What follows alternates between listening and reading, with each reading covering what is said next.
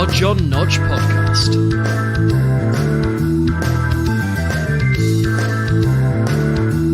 With your host, Hodgeythehack.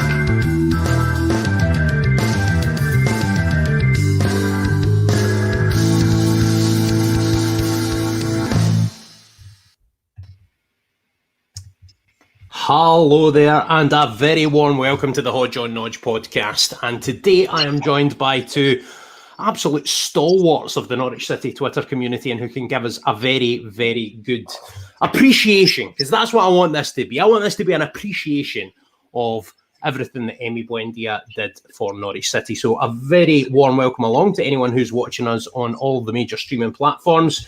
Please make yourselves known in the chat, get some questions in for these guys and say hello, and let's get the chatter going and make that kind of multimedia, multifaceted discussion. So anyway, without further ado, joining me, I have, first off, just below me, I'm learning where to point on this thing. We've got Adam Brandon, South American football expert. And how much an Emi Buendía fan would you say you are, Adam? 10 out of 10 Emi Buendía fan, maybe. Is that still the case? Yeah, although I think probably my love for him will slightly cool now that he's not in yellow and green anymore. But no, I think I always kind of keep an eye on his career, like probably most Norwich fans. No, he's given us so much, and I think that's it. You've got to be grateful. And I think I said this to somebody the other day. It's like, who was a bit more bitter about it than perhaps I was. It's like, you've got to look at it like from where the club was when he joined to where we are now. There's been massive progress, and he has been an integral part of that, which I'm sure we'll get into in this show today.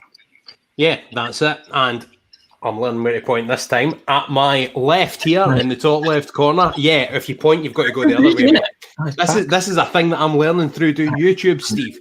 Steve Sanders, the man behind the NCFC Numbers Twitter account, which enjoyed an explosion when we went up in 18-19, and have the numbers grown steadily this year, Steve?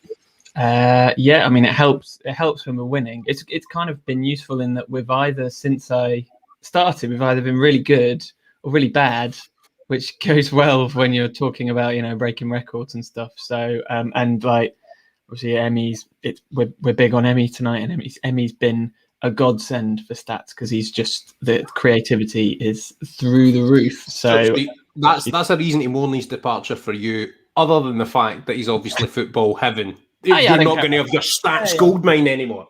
It's all about the numbers. No. In all seriousness, probably the most gutted. I'm not sure I'm over it yet. It's probably the most gutted I've ever been about a player departure. I can't think of anyone.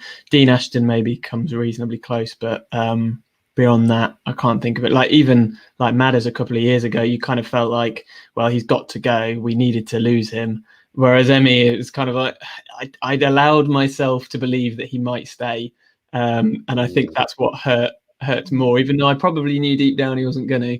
I'm still pretty gutted, crying myself to sleep singing the Emi Buendía Football Heaven song. Yeah, that's the thing. I think it's the most disappointed I've been at a player leaving probably since I was a child, really. Like, so, coping with the sales of, well, when I was really young, of like Fleck, for example, who was probably my first favourite Norwich player. And then after that, other favourite Norwich players like Fox and Sutton. And then as I got a bit older and in my teens, like Bellamy and Edie were quite bad ones as well. I remember being quite depressed on those days when those sales went through. But yeah, it's like, as an adult, you don't feel so attached to sort of these players, I guess. But I think for me, especially as like I cover South American football, and Buendía is like our first real big sort of South American, proper Norwich player. I know we've had like Becchio and Gutierrez, and I think there was one a few decades ago as well.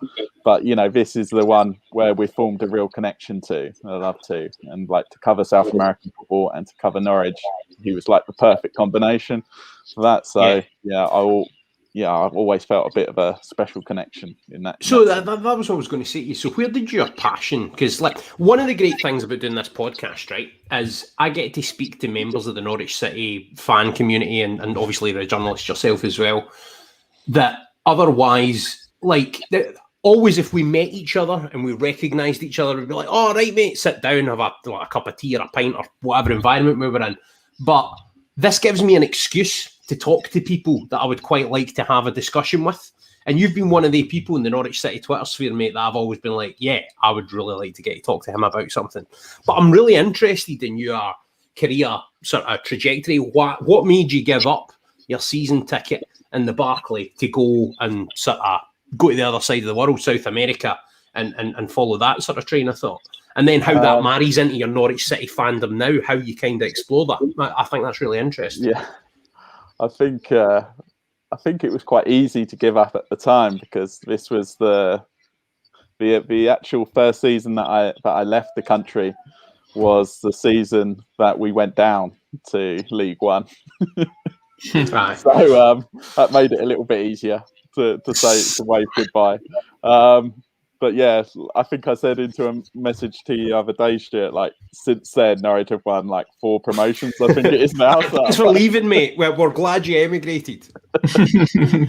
Been kind of a good luck charm on that. The amount of absolute trash that I had to sit through for years as a season ticket holder, especially at Championship level. Like, yeah, I'm so sort of envious of the Norwich fans who now get to see sort of Farkball live in the stadium. Obviously, you know, nobody in the last sort of year or so, for obvious reasons. But yeah, it's basically I just felt like I needed a new challenge in life, and yeah, I went around the world. I didn't necessarily say to myself, right, I'm definitely moving to South America, or I'm definitely moving here. It was just like wherever I felt sort of most comfortable, and also kind of a place I really enjoyed, I'd end up moving to, and that happened to be the capital of Chile, Santiago. So yeah, and I do actually know another Norwich fan here as well, which was quite helpful. So local Norwich fan, or so, no, he's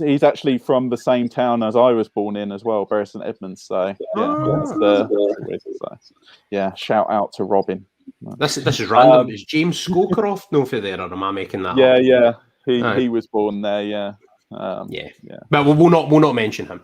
That's Behind Enemy Lines, by the way, which the latest episode is now up on the podcast players. That was the one that I did in terms of YouTube on Benjamin Bloom's football channel. So get that listened to. Anyone that's listening to the content, please get in touch with me. Let me know what you think of it. Get in touch with questions, stuff like that. And if you're tweeting about the podcast, remember the hashtag Hodge on Nodge, because that'll make sure that it doesn't miss my envious and sort of constant scrolling through things. A few folks saying hi in the chat. Please do make yourself known if you have joined. So Dean Wright's come right in with here. Thoughts on Angus Gunn's possible return? Dean, we will come to that before the end of the podcast, because I think that's a very interesting one. But first off, I just want to pay tribute to Emi Buendía. Now, for me, I think Emi Buendía is the most talented footballer. Now, I say footballer in the kind of modern sense of the word, so given that football is a sport that is about technical prowess and physicality and all of those kind of elements now, I think Emi Buendía is the single best footballer that has ever played for Norwich City. Now, granted, a lot of folk will point out, you've supported the club for 4 years, mate. What do you know? But I'm aware of Norwich City's history, at least through my sort of living life, and I've seen plenty of them playing, plenty of players. Dean Ashton was probably right up there in terms of the other players that Steve mentioned earlier, in terms of talent. Craig Bellamy, probably, though it was short-lived. Chris Sutton, a few from that 90s team as well, and maybe a few from the Lambert team that you could throw in. But I don't think any of them have had the technical ability, the ability to split open a defence and basically play like a can of soup, just provide the sort of technical aptitude to do that. And I just think, I don't know the next time we'll see a player that talented come through the gates at Carroll Road again. That's where I stand on it. Where does he come in the pantheon of Norwich City players for you guys? Yeah, well, go on, Steve. You first. Oh, thanks, mate. I mean, I think I would probably. It's a difficult one because it kind of comes in 2 categories, right? You've kind of got your legends like Grant Holt, Russell Martin, John Ruddy, who have given us real longevity. And then you have the players who you've mentioned, Stu, and I would say, I've watched this for 20 years, and for me, it would probably be, in terms of ability, Ashton, Maddison and Buendia in some order. And the fact of the matter is, at Norwich City, you get players like that come along and play the way they do. They're going to be fleeting because we don't keep hold of players like that. We can't afford to keep hold of the very, very best players.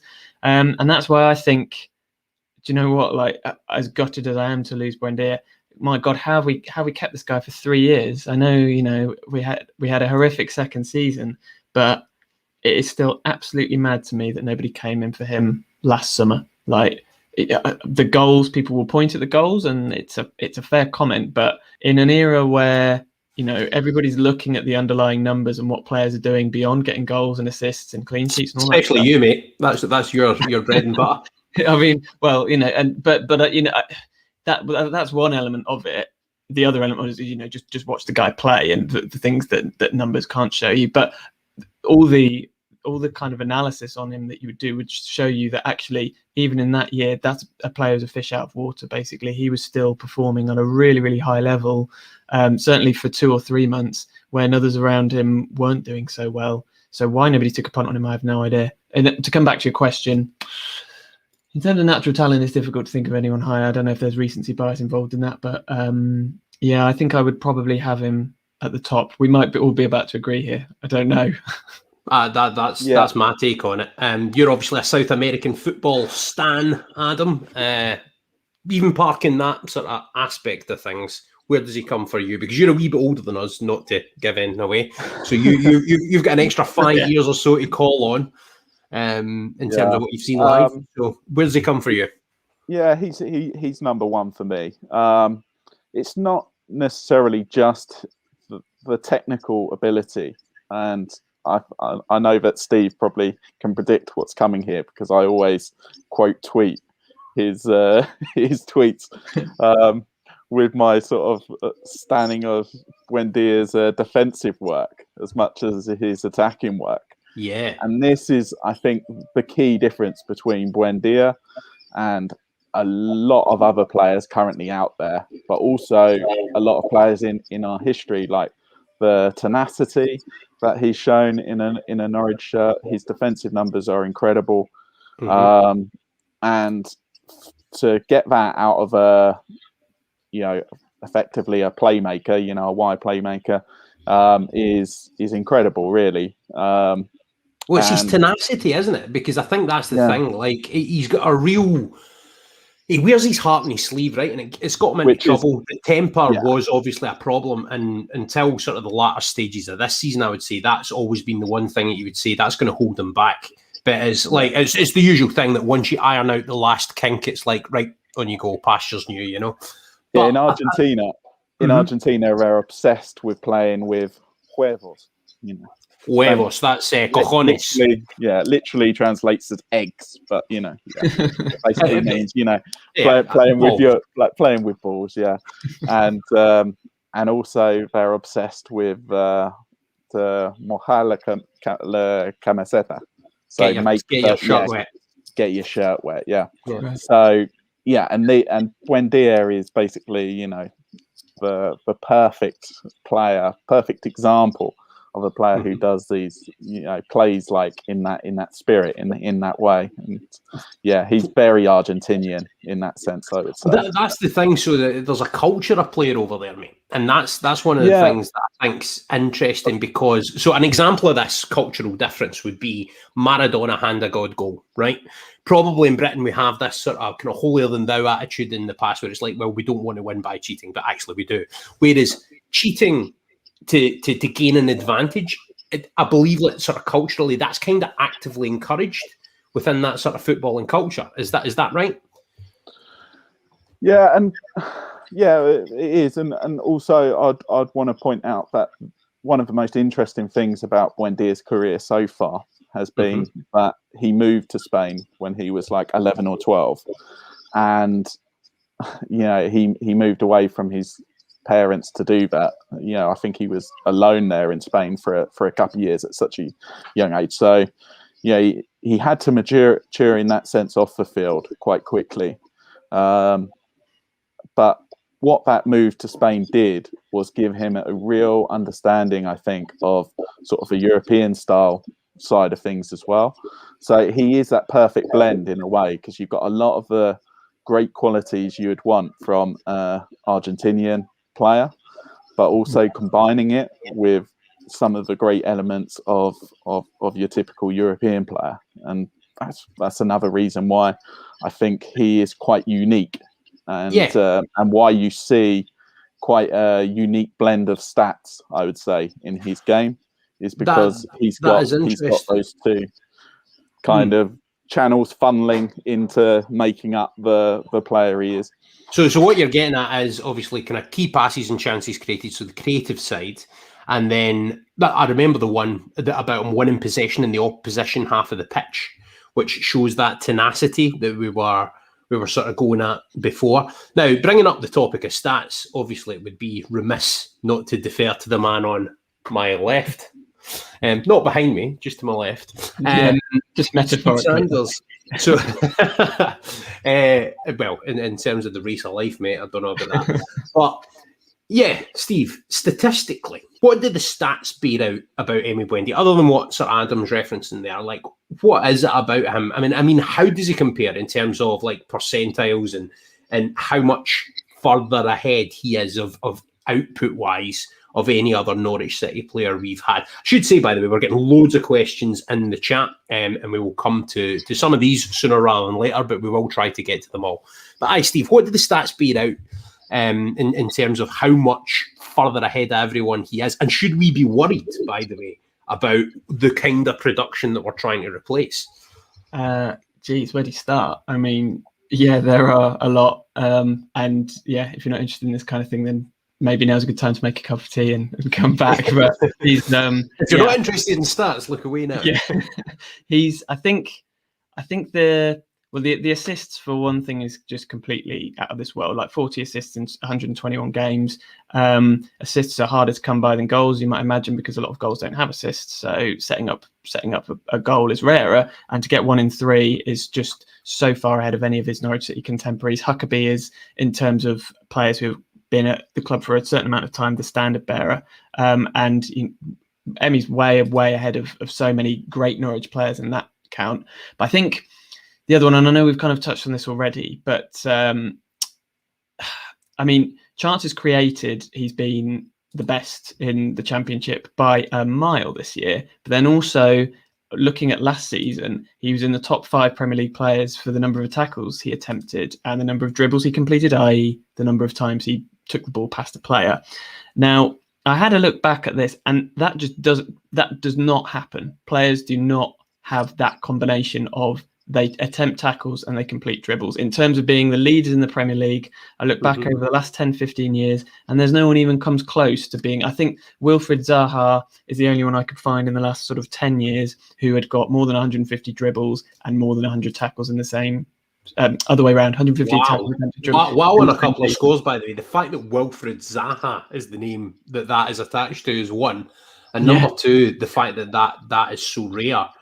I think we all kind of, I mean, what that does is this tells a different story, like about Emi Buendía, these stats, and you were referencing it as well, Adam. So it's like loads of people are going to think of the guy that has scored these lovely goals, the touch against Swansea, I think it was, where he sort of backheeled it behind his head as if he was in the Royal Valley. Yeah, against Hull. My bad. Right. all the games blend into one eventually. But that's why I got you guys here, because you know better than me. But the game against Hull, and like, that touch will be my memory, you know. But what I like about this is what we're basically hitting on here is Emi was so much more than just that gifted technician that could split open a defence like in an instant, you know. Like there was so much more to his gift than that. But if there was a moment, so I've just told you mine, right? It's a moment that I remember that well, that I can't remember the opposition because I was just that locked in on Emi doing it. But I'll remember that touch.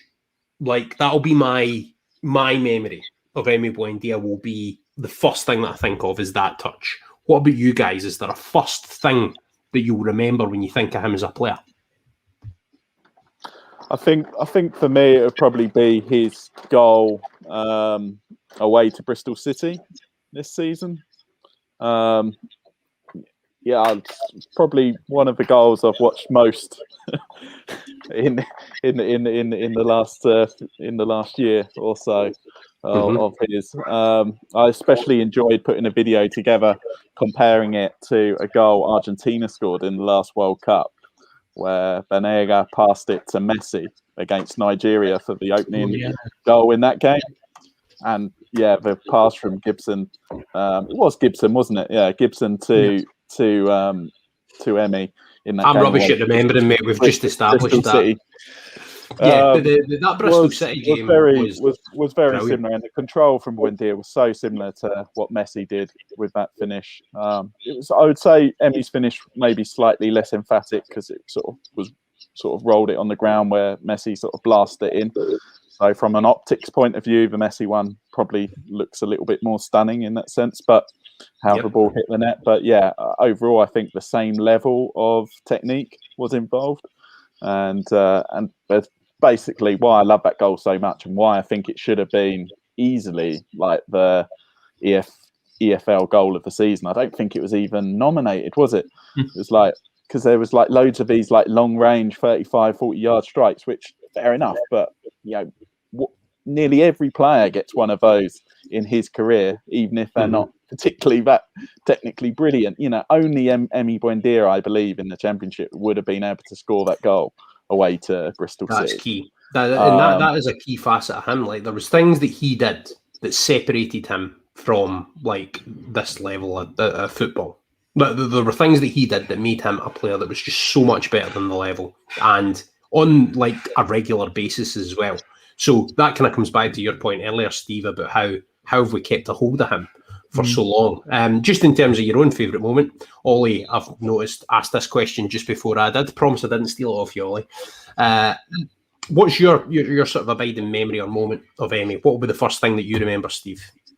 I thought you might ask this question. So I had the Hull Scorpion kick. I had the through ball that he played against Brentford this season in the home game. Pookie missed the chance when he was I remember the ball though. Insane. But I think actually, this sounds a bit lame to say, but he's one of those who he's not really he's not like a Vrancic who was about moments. I just think I think he was just somebody who could take hold of a game, could light up a game with a touch or a bit of skill. And actually I think one thing I really remember, and I suppose to condense it into one game, was the defeat that we had against Wolves in the Premier League when just before Christmas, when we were playing really well. And Emi in particular was absolutely on fire at that stage. I was at that. I was back in England for that game. So there we go. Really? Adam will know and have his own memories of this one. That'll be why we lost. He played unbelievably well in that game, and somebody's definitely made a compilation video of all the great things he did in that game. I don't think I've ever seen a player play so well in a game of football and end up on the losing side. And I think if people if people are over it already, I would say seek out that video. Hopefully it's still around on YouTube or Twitter somewhere, because that was just Emi in a nutshell, taking the ball past players, winning the ball, outrageous bits of skill. God, I'm welling up just thinking about it. Mate, I know that he's been... Oh, sorry, on you go, Adam. He was unbelievable in that game. I was back in England for that game and the one against Tottenham as well a week later.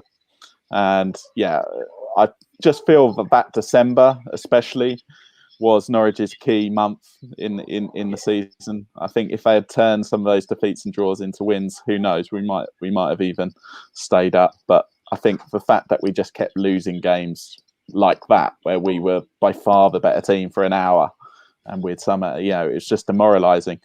But I do think one of the reasons we kept Emi was the fact that how badly the season went after that, really. Because I just think that all our players almost became sort of our attacking players. The fact that we didn't score in sort of those last 10 games either, or we scored like one in the last 10. They almost became sort of toxic, didn't they? I don't think people were looking at sort of the understats. They were just looking at the main, Campbell, Buendía, Pookie, none of these are scoring. Nah, let's not go there. So I get that. yeah, there's that. And also, sorry, Stu. No, that's all right. Because I forget things otherwise. And the only other thing I wanted to add was, like, if there's maybe one moment which sums the Emi up completely, in a goal, was the goal he sort of set up against Sheffield Wednesday. So that tackle that he did, and then he laid off a brilliant pass. So that is him sort of in a nutshell, isn't it? You got the tackle, the tenacity, those tackle stats that Steve was speaking about earlier. Then sort of the composure and the technique to pick out the perfect pass after that as well. I think he even pushed Gibson out the way, didn't he? It's mine. But yeah, it's I think that would be another moment which really sticks in my head. I think that's a really good one, because that kind of encapsulates both sides of them, which we've been alluding to here, and that's nice. And I hope people listening to this are sort of enjoying that fact that we're kind of remembering Emi for everything that he was. Like I sound like he's died. He's obviously only gone to Aston Villa for a club record fee. What about the return, lads? Like, I mean, do you think... Now, the one thing that I've said in a couple of platforms where I've been asked about this is we've got to bear in mind that this is a post-COVID market. I also spoke to people who sort of work at the club, a few insiders, and they tell me that they're very happy with the return. So Norwich City are happy with the return, and that there are high, in inverted commas, clauses built in for that fee to increase. But 33 million seems to be the kind of figure that, if you're looking at mean averages, and I'm looking to the man to my left on the screen there, about that. He's a man that likes every type of average. I remember us having a discussion about averages at university, Steve. That's how exciting our uni life was when we were students. Born average. But aye, like 33 mil, if we're calling it that, obviously rising. But is that a good return? Like, I mean, obviously the club think it is. Do we? I would say if you look at it in terms of does it reflect his value to Norwich City, no. I don't think that. There's almost incontrovertible. We would have liked more than that for him. However, transfer fees rarely work in just that way. And I think, I mean, I don't know the inner workings of the club. My Norwich City contacts don't stretch much further than this podcast. But I would imagine that there was some kind of pact at the end of last summer with Buendía to say, look, if you get us back up, you've done your bit, and we'll let you move on. And I also think that there's something to be said for getting the deal done early and getting the money in the bank. And actually, would it have been worth kind of, I don't know, Manchester United style, trying to wrangle another 5 million out and it taking all summer, and then, you know, we come to the beginning of the season, the deal is just done, and then suddenly we have to replace him for the sake of another 5 million or something? I don't think it would have been. So I can see the point, but I think I've had time to reflect on it. And I think the other thing, of course, is that Norwich probably were hoping that Arsenal would say, yeah, we'll stump up the cash and start a bidding war. Arsenal just didn't have that money. So ultimately, it looked like it was Villa or nothing. And I think we'd made the commitment for him to go. They've got a hell of a deal, that's for sure. But I think now it almost doesn't help to dwell on it. You just kind of move on and hope there's success there, and 33 million becomes whatever it might be with all the add-ons. Yeah, Adam, how do you feel about that? And this is Adam in our podcast. Adam on the chat has said 33 million seems low in the face of it. Please feel free, everyone else, to get in touch with your reflections on the fee. But Adam, Brandon, what's your take, man? Yeah, I agree with Steve. I think overall the fee for me was lower than I'd hoped, but I had prepared myself for that kind of fee when I heard Stuart Webber's interview. What was it, like just after the season had finished now? And, you know, if you listen carefully to that interview, this shouldn't have come as like a massive shock, because, you know, he was driving home the point that the last thing that they want to do as a club is look like they're holding players back and making not just the player who they're refusing to sell, unhappy, but also the other players in the dressing room who are hoping for big moves in the future might start to get worried that the club aren't going to let them go for a fair price. And although 33 million doesn't sound like a fair price to us as fans who rate Buendía as possibly the best player in the club's history and certainly our best player now, I think if you look at it from the player's perspective and the agent's perspective, they're going to be saying, look, you've never sold a player for more than 30 million in your history before. So why are you turning down this money for me? No, you're quite right. And the only way the club could possibly counter that is by offering him a contract that would break pretty much every rule that the club has in place. And I'm not even sure that the player would go for that anyway, because I think he's looking for a fresh challenge now. I think that's right. Yeah, unfortunately, and another point I actually wanted to make on this podcast is I know that some people will always be sort of disappointed at sort of players who they feel are under contract and they like push for a move, and it's like the lack of loyalty, the disloyalty shown perhaps by a player. But I think in Buendia's case, he did stick with us last season. Yeah, he could have really played up and forced a move, and he didn't. And I always feel, certainly with players from South America, they really don't owe these clubs that they play for in England or in Europe anything, really. A lot of them have come over here, been forced to come over here, basically, from a young age to achieve, to maximize their dream, basically, to achieve their dream because of the economics now involved in football. It means that, to maximize your career, you have to go to Europe, even though maybe, you perhaps don't really want to, deep down. You're only doing it to further your career. So, like, if you ask Buendía who's his dream club to play for, he would probably say River Plate. He's a River Plate fan. So if the money was equal everywhere, he would probably just be playing in Argentina for River Plate. Like, the only reason Norwich have, a club like Norwich can get these players over massive South American clubs these days is for the economics involved in football these days mean that everything is so centralized in Europe. So I think as football fans in Europe, we're quite lucky. You're quite lucky in that respect to see sort of all these great South American players come over and play there, and I think there should be sort of a great appreciation of that. I think there's also, if we roll back right to the start, Norwich City bringing in Buendía from Getafe for what they got him for, like it's absolutely insane business. Like, I mean, if you look at the return on that, and then we're quibbling over the fact that it's 33 million, which is the club record fee that we're getting. And I think it's yet again the sort of sporting structure in place at the club has had another massive success with that transfer.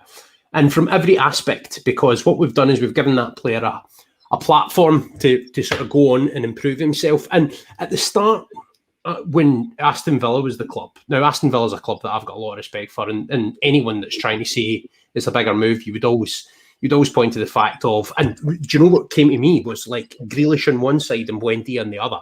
They're going to be good next season. Anything less than top 10 is massively underperforming. I think they were 11th this season, so they should be looking to improve on that, definitely. And a lot of people were thinking, though, Aston Villa? Really? Because I think all of us that watch Norwich City week in, week out know this is a player that's of Champions League standard if his career continues to progress. But part of me also thought, see, rather than going to Arsenal and maybe the manager not liking him and I'm fighting to get in the matchday squad, he's going to go to Villa and he's going to walk into their team, despite the fact they've got some good players out wide.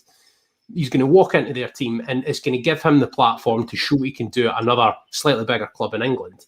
And then by the time he reaches the age where he's looking for his like big move, so just as he's approaching his peak, which obviously for most footballers between sort of 27, 32, let's say, Emi Buendía has, I think, the perfect platform to go and really push his career on and maximise the level that he can aspire to. So I think by taking another one step forward rather than vaulting 3 like at one time, I think this is going to be a good move for him.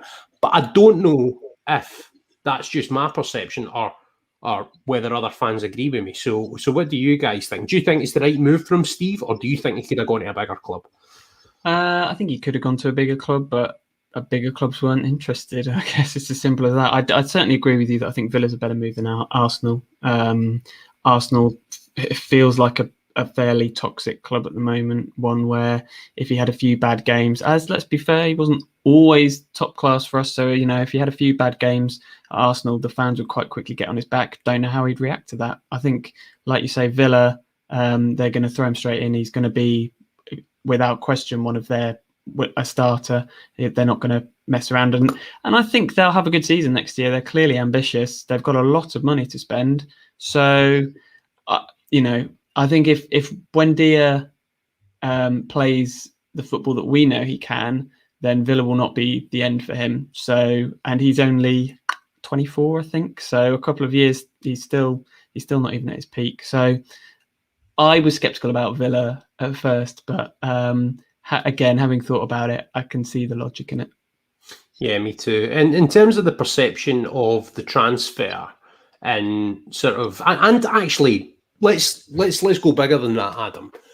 In South America, what's the perception been his time at Norwich City as the fact that we are not one of the Premier League elite? Does that mean people have been less interested or less aware of his journey? And what's the perception of the move from people in that part of the world? Yeah, so I would say that nobody here was particularly that aware of him until the start of the Premier League season. And then they watched games, say, against Liverpool, Chelsea, Manchester City, and I think he got assists in all those games. And, and the commentators here, I remember, were really raving about him, especially in the first half of that Premier League season. And most of the commentators on the sports channels here are Argentinian. So, yeah, they were loving him. But, yeah, although a lot of championship games have been shown on ESPN over here in sort of the last 3 years, yeah, it was really that Premier League season where he sort of got a bigger platform, obviously, to shine. There were some calls from very knowledgeable sort of South American journalists and analysts, I would say, based here, to get him sort of Argentina call up sooner than he did. But, the common man in the street probably wasn't shouting for it because ultimately, he wasn't playing for a big European club and they mainly focus on the Argentinians at big European clubs. And I don't know if you know, but basically, the exportation of Argentinian footballers is absolutely remarkable. They've got thousands across the world. So, keeping tabs on them on the sports channels takes hours, literally hours are spent sort of looking at the Argentinian players based around the world. So, yeah, it's an interesting one, but yeah, basically, it's another reason why Buendia probably wanted to move on, because he probably felt that he was going to get bigger exposure at a bigger club. And I think it's telling that he didn't get a bigger move, and I can only put that down to him playing for Norwich, really. And somehow the big European clubs just don't trust the stats or something. So they must think that he's doing that because everything sort of centers around him in the side, maybe, or something like that. But yeah, it's a strange one, and it'd be very interesting how he does deal with the step up, because I know that some people have said it's a sideways move. For me, it's a definite step up to play for a club like Villa. They are definitely bigger than us. I don't really see the argument there. Well, won the European Cup in the 80s, which wasn't that long ago in the great sort of sands of time. So aside from the recent spell in the Championship, they've also been sort of a mainstay, haven't they, in the Premier, since the Premier League began. And I know they had some tough times in the 80s as well, but after they won that European Cup. But generally, if you ask most people, they would say Villa are clearly the bigger club. So there will be more pressure there. And Villa Park, when it's full, is one of the great grounds in England, unquestionably one of the loudest as well. So yeah, I think he could really thrive in that environment. And yeah, it's going to be really interesting to see. So in terms of Norwich City, right, and this is so. It was Tom Colton that gave me the idea to ask this. He was asking, do you think our self-sustainable model will ever bear fruit for a sustained stay in the Premier League, or will we need more financial muscle? I want to just move on a wee bit from that exact question, but keeping that in mind as well and maybe answering both guys. And I'll come to you on this first, Steve. So my kind of thing is, if we had not sold Emi Buendía, right? And you pointed out quite rightly that we've done it early, right? So what that does is that essentially gives Stuart Webber and the sports side, Kieran Scott, the recruitment team, that gives them the chance to go out now and actually maybe make a bit of a splash, because we would have been dealing with 15 to 20 million probably in the pot for transfers if it hadn't have been for this sale, whereas that's automatically doubled at least by getting rid of Emi. So this gives them the chance for the first time, really, to go and splash a bit of cash, while sort of being the guys in charge of who we get in through the door at Norwich City. Do you think, from that perspective, that this was, regardless of all the production that we're losing and regardless of how revered Emi is and all of the rest of it, is this a good move for Norwich City because it actually gives us the chance to improve the team in various areas now? And I'll also point out, when we lost Maddison, we got better. When we lost Godfrey, the defence got better. Like we've improved at each stage that we've lost a kind of keystone player. So that's what I'm thinking. Like, is this something that it was actually undoubtedly the right move tactically in terms of looking at the recruitment for the rest of the window? I suppose there's arguments for the defence and the prosecution there. I mean, I think Buendía, is slightly different to those other players in that because he brings so much in so many different areas we've already covered, I do think he's virtually irreplaceable in terms of what he does. So you always need to change the way the team plays. Not only that, he has a brilliant relationship with Pukki. He has a brilliant relationship with Aarons. So they're two key players who now have got to adapt to a new teammate. And I do think he gets the best out of players in that way. That said, and we've waxed lyrical about him for 45 minutes, we did go down when he was with us 2 years ago. And I think Tom's question is a really good one, because this is the key season now for the model and for that question. Can we be a stable Premier League club with this model? Well, this year will basically tell us the answer to that. Personally, I'm of the belief that we couldn't possibly I don't think we could have done any better, given the money we've spent and the resources we have, than what we have done. And like you say, now it's exciting because we have got money to spend, and now this is where Stuart Webber really does earn his money, because this is, in terms of recruitment, we've never had anything like this before. We've never had this kind of money, and it puts us in the unusual position of having cash to spend, and I'm looking forward to it. And as we said, other areas of the team can now be improved. So this summer is massive for us, because we're not going to get away with recruiting like we did 2 years ago. It has to be right this time. Yeah. What's your reflections, Adam? Yeah, I pretty much agree with everything Steve has said there. And oh no! Please disagree. We're not getting on that, Screwy.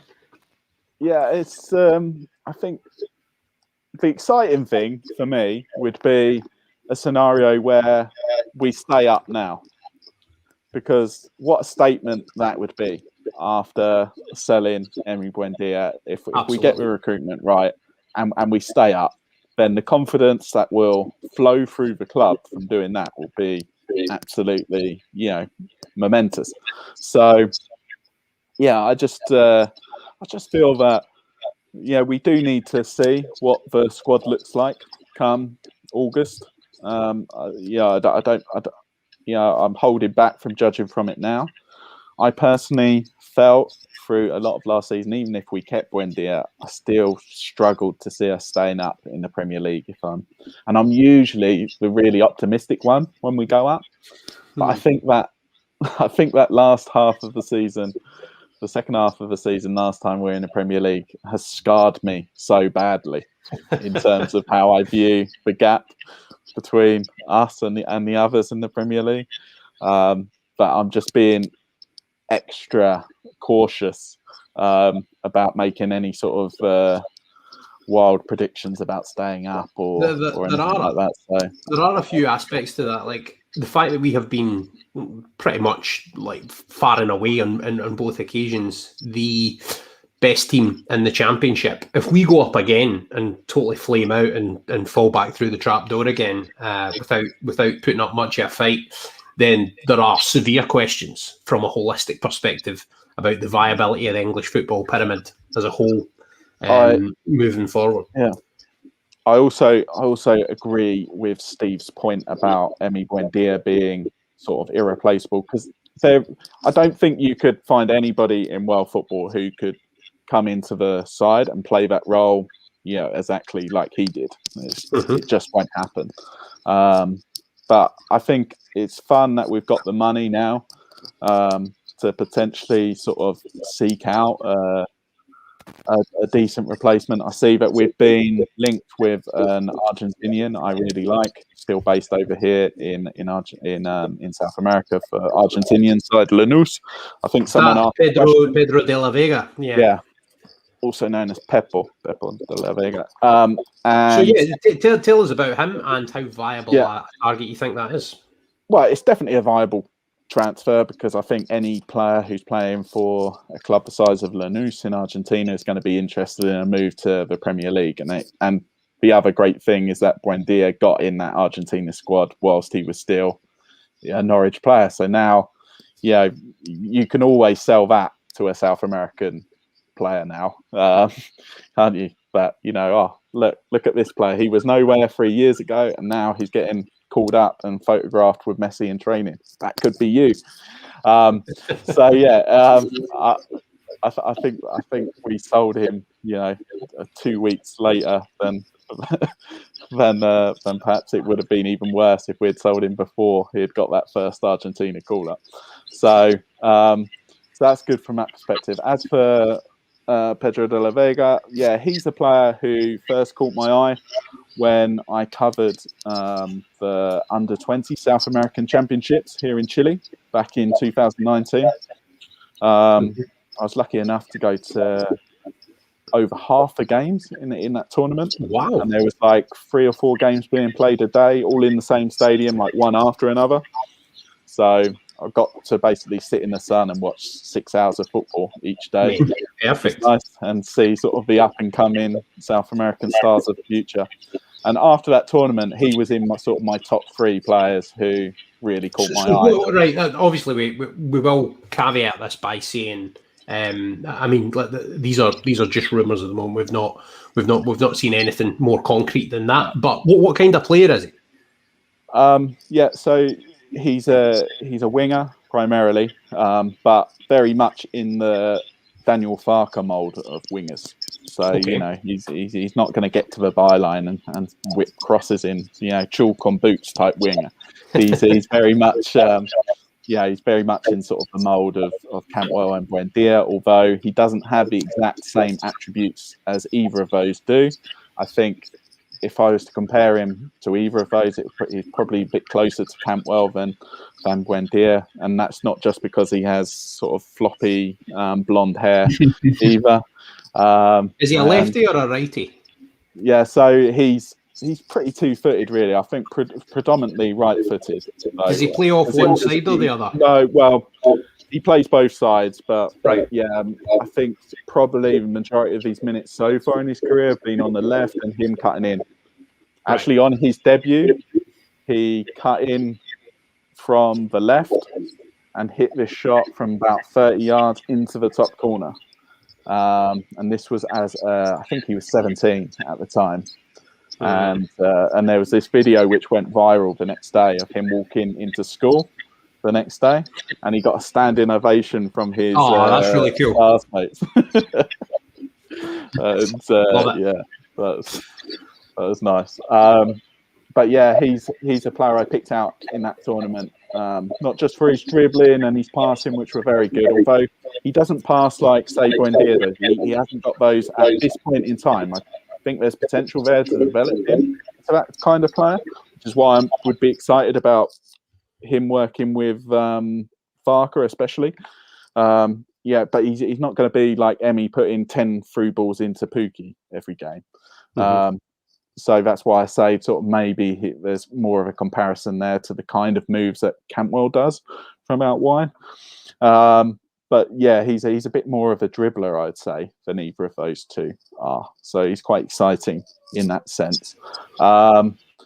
And one of the other things which really stood out about him was his intelligence. Like I saw him in one game where he was asked by the manager, and you could hear the manager basically shouting instructions because I was right behind the benches, and like he was asked to sort of play about 3 different roles within about 30 minutes of a game, which I found like really interesting, and he just comfortably, slotted into those positions no problem, and looked comfortable, so inside as well as outside. So yeah, it's he's one I'd be really excited about if we got him. Well, I think that versatility is obviously going to be an important thing for whoever we get in. A few people are asking as well, Adam, and I'm aware that you need to go in 4 minutes. Sorry, if you want to finish your point, you can do. Yeah, but also if you can move on to talk about any other sort of players that might be a reasonable target for us. Yeah, so just one more thing about the De La Vega rumour. Like for me, there's no issue. Sorry, I'll start that again. Basically, there's no doubt that the Norwich scouting team are aware of him, because I know that they were in the same stadiums as me watching De La Vega in those South American Championships a couple of years ago. Because I met up with Mariela, who's Mariela Nisutaki. Yeah, she's one of the scouts. So, who's one of the scouts for Norwich. And her knowledge of South American players in general is second to none. I could pretty much, every player I reeled off to her, she could tell me something about him. So yeah, brilliant. they would have been tracking him, I'm pretty sure, these years. But whether there's real interest there, I have no idea. But there's no doubt that our scouts would be aware of him. Whether that's transferred into any concrete interest, I have no idea. So yeah, and just my last point before I go, because I do need to go in like 1 minute. And Alan Velasco at Independiente in Argentina would be another one I'd be really keen on. And yeah, I'd say possibly that's it for now. There's a player in Ecuador called Pedro Vite, who plays for Independiente de Valle. How's that spelt? Because I think it's good to, like, for people if they want to go and Google these players. Vite. But he's Vite, and then Velasco's just like any Velasco. Yeah. There's been a few of them. So yeah, but he's a bit raw, Vite. So yeah, I can't see us going for a play like that at this stage. Anyway, Brighton have all the links with Independiente de Valle, unfortunately. So yeah, but yeah, I would say, if I could pick 2 players to sort of come in and potentially be a Buendía of the future, it would be De La Vega or Velasco. So that's why I'm really excited today about the De La Vega rumour. And yeah, sorry guys, but I do need to... Don't worry about Adam. Listen, it's cracking to have you join us. Steve, I'm sure you want to say cheerio as well, so I'll give you that. Yeah, some amazing insight there. I mean, I don't know, Adam's not on the scouting team himself. Seems to know South American football like the back of his hand. So no, it's brilliant. Like I think, Adam, if you're quite happy, not to put you in a box or anything like that, mate. I mean, you can be our own Tim Vickery in this podcast. We'll get you and defer to you in all matters South America and to be honest, global football. Now, just before you pop off, if people want to find you, I have put my banner across the bottom already, but so we've got some info there. But for anyone that's listening to this podcast on audio format, where can they find you and where can they engage with your stuff? Yeah, so you can follow a lot of my South American football stuff on the World Football Index. I'm a regular on a show on there called the South American Football Show. And we do sort of scouting spotlights on that, where we look at the best up and coming players in South America, as well as like reviewing the World Cup qualifying series, which is currently going on here in South America. Got Copa America coming up and all that. And you can also catch me on my Substack, which is basically me reviewing Chilean football each week. Yeah, Pachanga, which is which is the name of the site, which basically means a five-a-side game in Chilean Spanish. So there's that. So thanks guys. Muy bien. Sorry, I have to rush. No. Muchísimas gracias, mi amigo. Espero que vienes de vuelta muy pronto. Thanks. Ciao. Right, ciao. Bye. See you later, Adam. So we're down to 2, Steve. And we still have some questions to get through. So you're happy to stay for another sort of 10-15 minutes, and we'll quickly go through them. I can do that. How's my sound? Yeah, your sound's all right. We've had like that. So if anyone's hearing a wee bit of echo, it's because Steve has very sensibly forgotten his headphones tonight. I mean, what was that about, Steve? Well, all I'm going to say is I never wear headphones, and there's never been a problem before. So maybe I'm just picky. I'll take the blame on this one, but I think the Hodge on Nodge platform has a lot to ask. All right, that's it, mate. You're banned. You're never getting back on. I've just been asked now. Adam's gone. That's it. Right. So we need to give people a full disclosure, because they're going to be like, my goodness, these two are very comfortable with each other.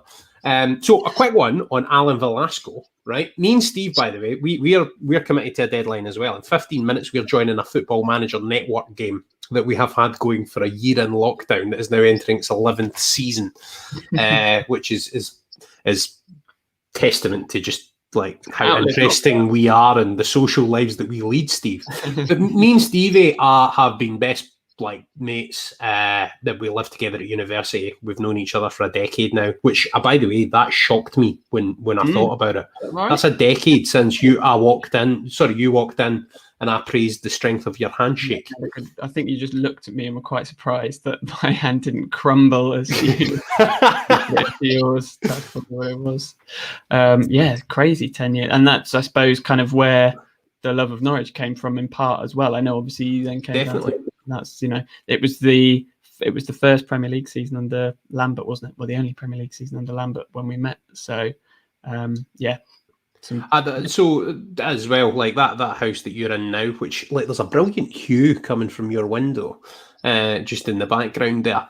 I used to live there, so we have lived together on various occasions. Anytime that I go to Carrow Road, usually I'll be staying at your bit because you're the sad poor person that gets lumbered with putting me up for digs. Couch there that's got your name on it, basically. So. Yeah, and got your imprint on it anyway. what a robust couch that is. That's what we'll say there.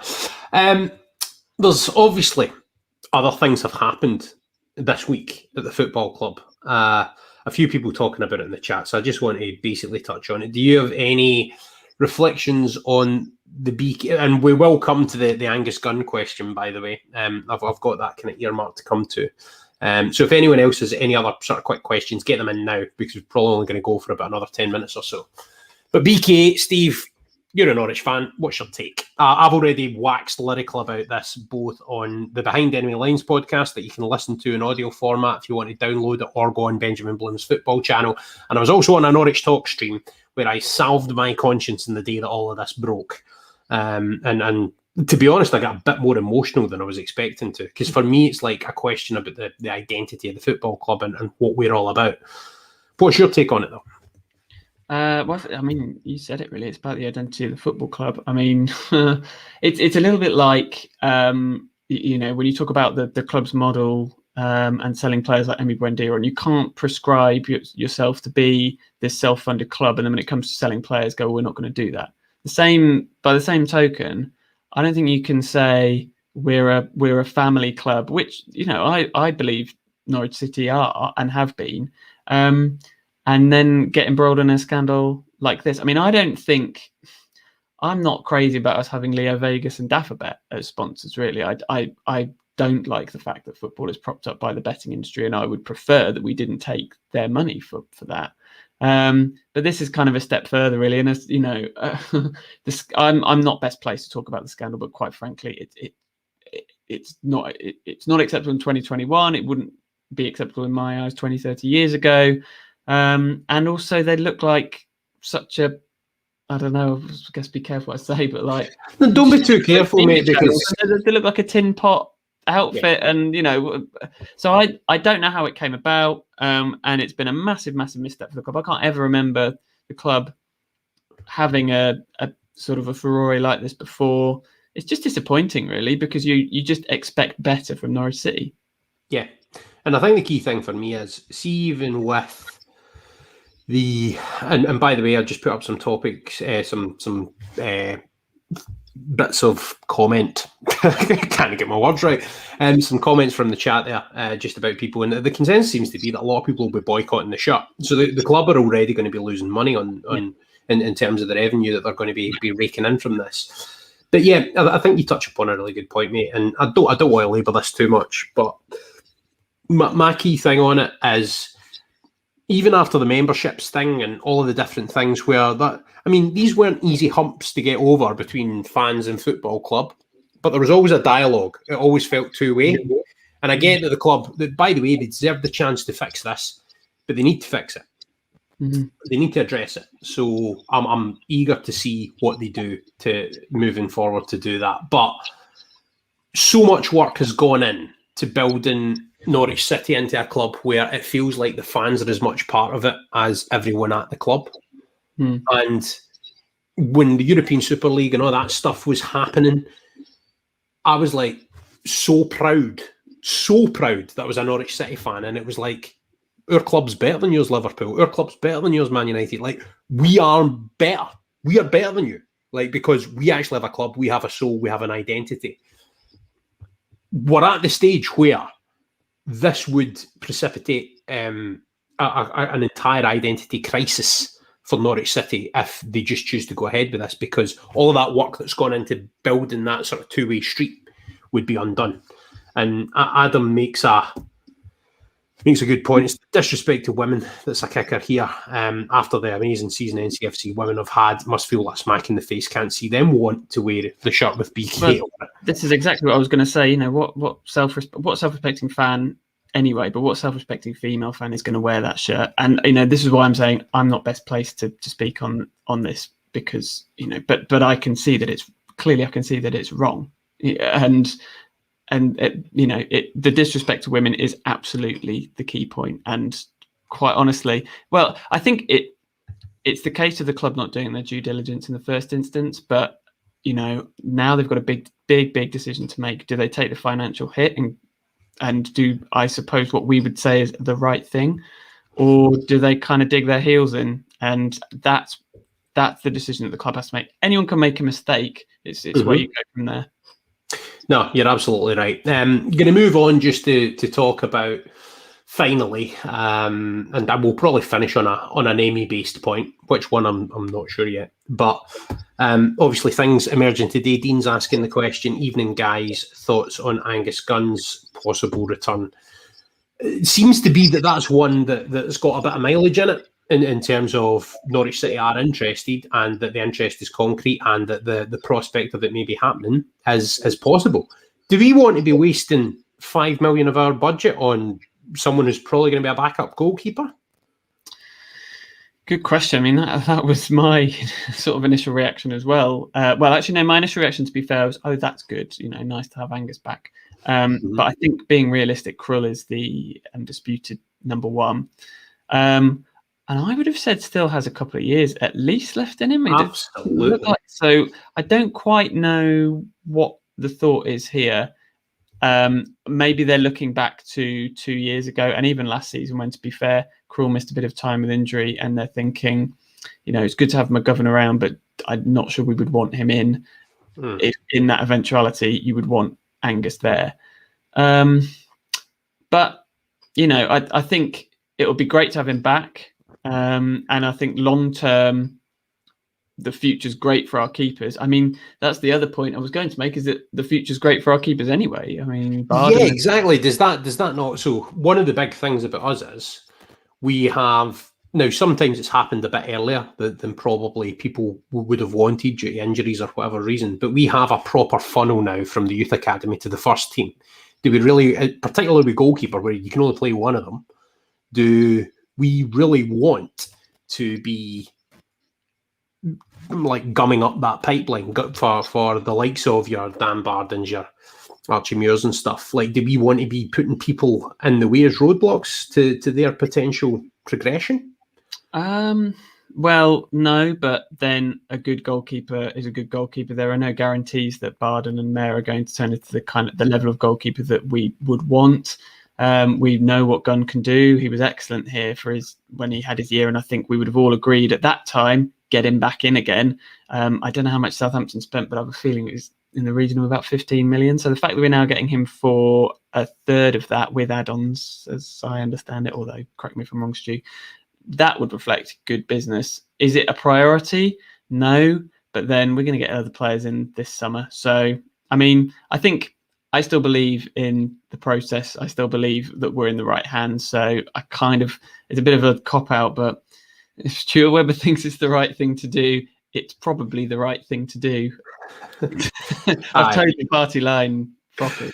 Well, that's all right. You called us Tin Pot 5 minutes ago, so like... no, sorry. I called BK8 Tin Pot. I didn't call Norwich City Tin Pot. Right, okay. Well, I mean, I think the lack of due diligence,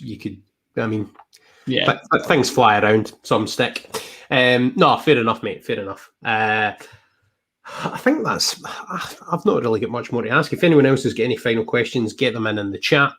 But I want to finish by talking about Emi Buendía. And I know, obviously, you're a good mate of mine, mate. I know how this will have hurt you.